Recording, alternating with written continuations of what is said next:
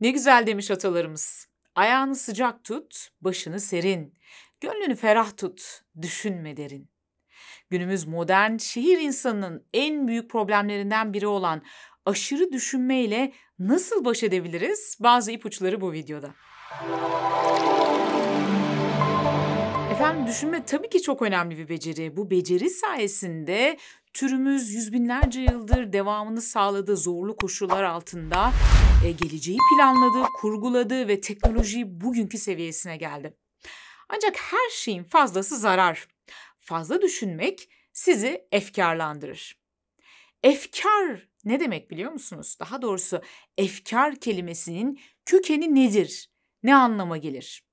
Efendim efkar Arapça fikir kelimesinin çoğuludur. Fikir yani düşünce, efkar yani düşünceler. Düşünceler çoğaldığı zaman efkarlanmaya başlıyoruz. Peki aşırı düşündüğümüzü nasıl anlarız? Gelin önce birkaç belirtisine bakalım. Sonra baş etmek için kullanabileceğiniz 5 yoldan bahsedelim.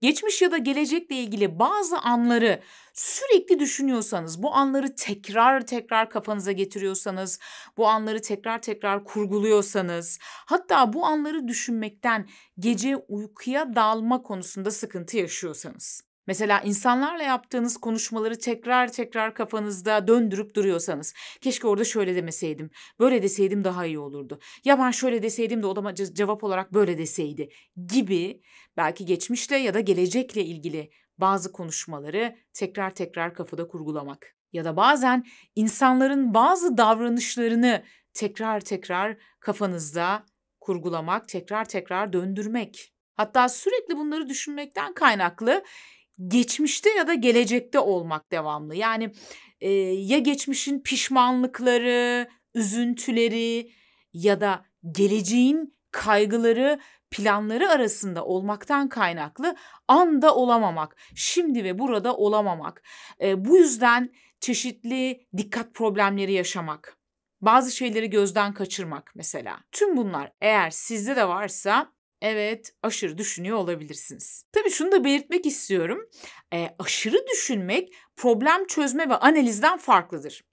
Aşırı düşünmekte sadece soruna takılı kalırsınız ve size hiçbir faydası olmadığı halde, çözümle ilgili hiçbir adım atmadığınız halde tekrar tekrar o sorunu düşünüp durursunuz. Problem çözme ve analizde ise çözüme dair bir hareket vardır, bir aksiyon vardır ve çözüme dair daha çok çözüm odaklı bir düşünme vardır. Yoksa tabii ki hayatımızda bazı durumları düşüneceğiz, analiz yapacağız, bundan sonuçlar çıkartacağız. Belki geleceğe dair bazı önlemler alacağız ya da geçmişten bazı dersler çıkartacağız. Ancak aşırı düşünme dediğim gibi bu durumdan biraz daha farklı. Sadece soruna takılı kalıp o sorunu tekrar tekrar düşünmekten ibaret ve bunun ne yazık ki çözüme ya da bize hiçbir faydası yok. Sadece stresi ve kaygıyı daha fazla tetikliyor. Ruminasyon kelimesiyle belki bazı kaynaklarda karşılaşmışsınızdır. Ruminasyon da aşırı düşünmektir. Ruminasyon zihinsel geviş getirme olarak adlandırılır. Neden geviş getirme diyoruz ya da neden adı ruminasyon? Ruminasyon kelimesi yine rumen kökünden geliyor. Latince geviş getiren hayvanların midesinde fermentasyonun gerçekleştiği bir bölümün adı rumen. Ve oradan gelen bir tabir, ruminasyon tabiri. Tıpkı geviş getirenler gibi bizler de bazen geçmişten ya da gelecekten çektiğimiz o anları tekrar tekrar zihnimize getiririz. Onları döndürüp dururuz, çiğneyip dururuz o düşünceleri. Zihnimiz tüm bunlarla meşgulken ve geçmişi ya da geleceği çiğneyip dururken beynimiz ise otomatik pilotta çalışır ve günlük rutinleri yerine getirmeye başlar. Tabii alışkanlıkla ezbere hareketlerdir hareketlerimizin çoğu, sözlerimizin çoğu ve bu durumda da aslında dikkatimiz darmadağındır. Bakarız ama görmeyiz, duyarız ama dinlemeyiz. İşin kötü yanı bunu ne kadar çok yaparsak yani bu aşırı düşünme işine ne kadar çok kafa yorarsak beynimizde bununla ilgili kasları o kadar çok güçlendirdiğimiz için bir süre sonra anda kalabilmek, odaklanabilmek, şimdiki zamanla ilgili farkındalık sahibi olmak her geçen gün daha da zorlaşır. Peki aşırı düşünmenin zararlarını zaten biliyoruz, zaten yaşıyoruz. Ne yapabiliriz? Ona geç diyorsanız gelin bu aşırı düşünmeyle ilgili neler yapabiliriz? 5 tanesinden bahsedelim. Aşırı düşünmeye karşı yapılabilecek en güzel egzersizlerden bir tanesi anda kalma egzersizleridir. Ve bunlardan da en etkili olanlarından bir tanesi mindfulness tekniğidir. Mindfulness tekniği nedir? Nasıl uygulanır? Örnek uygulamalar kanalımda mevcut. Bu videolara ulaşabilirsiniz ve bu videoları hatta deneyimleyebilirsiniz. Çünkü videonun sonunda yapabileceğiniz çok etkili 7 dakikalık bir egzersiz de var. Kısaca bahsetmek gerekirse eğer bu videoda da mindfulness tekniğinde dikkatimizi şimdi ve burada olana odaklayarak eğitiyoruz. Şimdi ve burada olanı fark etmek ve onu yorumsuzca izleyebilmek, bunu başarabildiğinizde bir süre sonra aşırı düşünmenizi de engelliyor. Yani aşırı düşünmeye başladığınızı fark ettiğiniz an dikkatinizi şimdi ve burada olana çekebilmek ve odaklayabilmek, bu konuda kendinizi eğitmek işinize yarayabilir. Peki bunu nasıl yapabiliriz? Mesela aşırı düşünmeyi fark ettiğiniz an o sırada her şeyi bir kenara bırakıp, yani bütün o gelecekle ilgili ya da geçmişle ilgili düşünceleri bir kenara bırakıp andaki bedensel duyumlarınıza odaklanabilirsiniz. Bunun en etkili tekniklerinden bir tanesi budur. Mesela ne olabilir? Nefesinize odaklanmak. Nefesinizin burnunuzdan geçerken ciğerlerinize geldiğindeki o his, o andaki bedensel belirtiler, bunlara odaklanmak. Ya da o sırada dışarıda duyduğunuz seslere odaklanmak, onları ayırt etmeye çalışmak.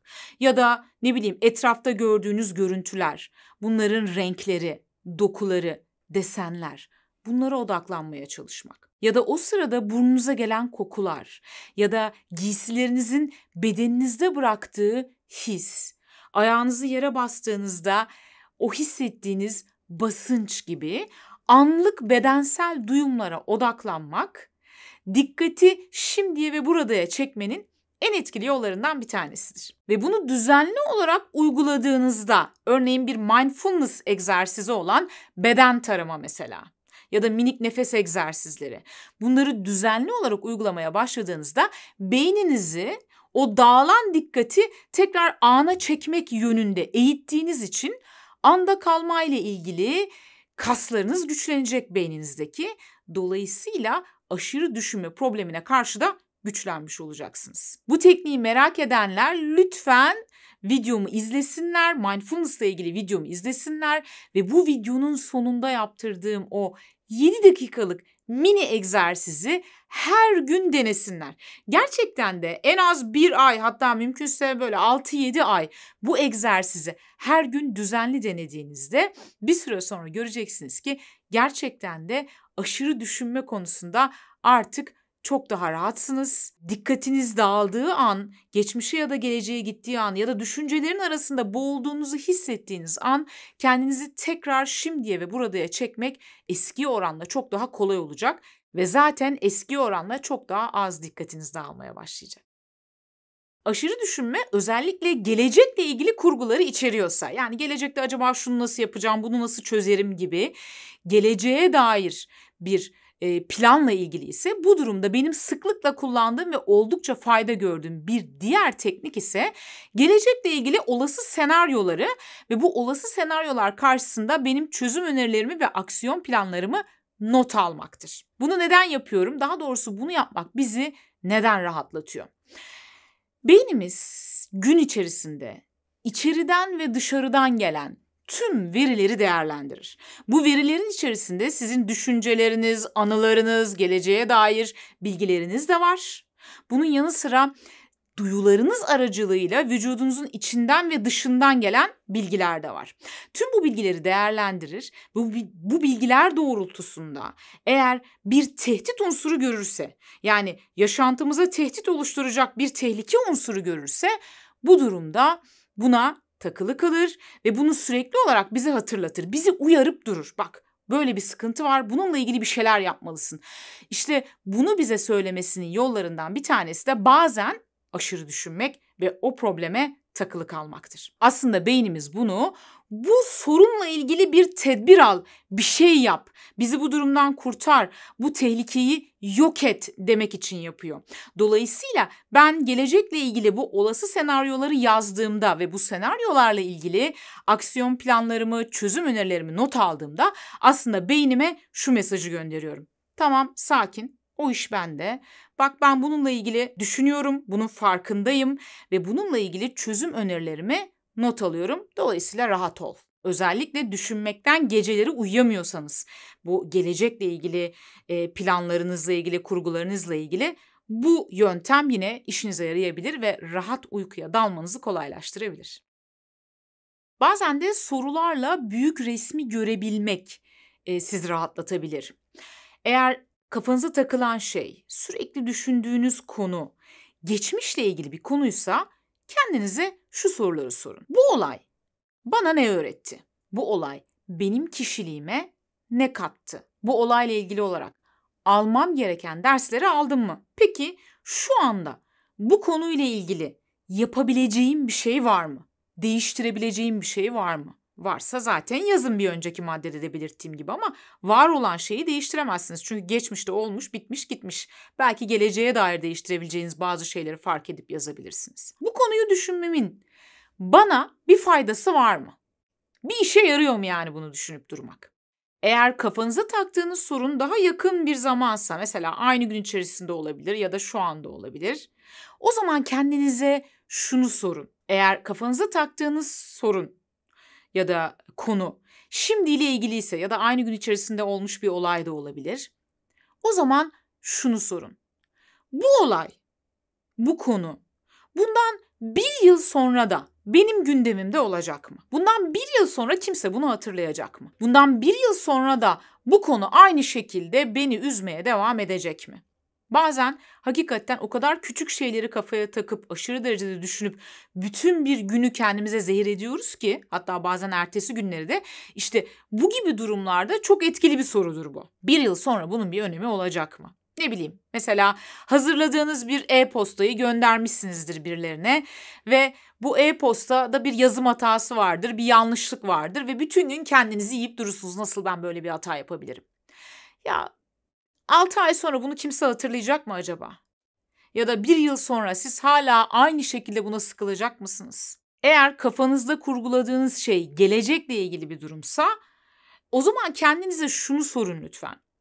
Bu düşündüğüm konu ile ilgili değiştirebileceğim bir şeyler var mı? Bu konu benim kontrol alanım içerisindeki bir konu mu? Yani değiştirebileceğim bir unsurla mı ilgili? Eğer zaten değiştirebileceğiniz bir şeyler varsa, yine bir önceki maddede belirttiğim gibi bununla ilgili planlarınızı not alarak kendinizi rahatlatabilirsiniz. Ancak bazen de hakikaten elimizde olmayan ve yapabileceğimiz hiçbir şeyin olmadığı, tamamen kontrol dışı alanımızda bulunan konularla ilgili kendimizi aşırı derecede yorabiliyoruz, sıkabiliyoruz düşünerek. Eğer sizin kontrol alanınızın dışındaki bir unsursa, yani değiştirebileceğiniz bir şey yoksa, o zaman zaten düşünmenin ve şu an kendimi strese sokmanın da bir anlamı yok. Aslında bu soruların amacı size bu anlamsızlığı hatırlatmak.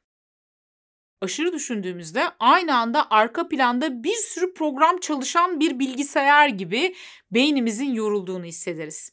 Hatta bu çoğu zaman uykuya dalmayı da zorlaştırır.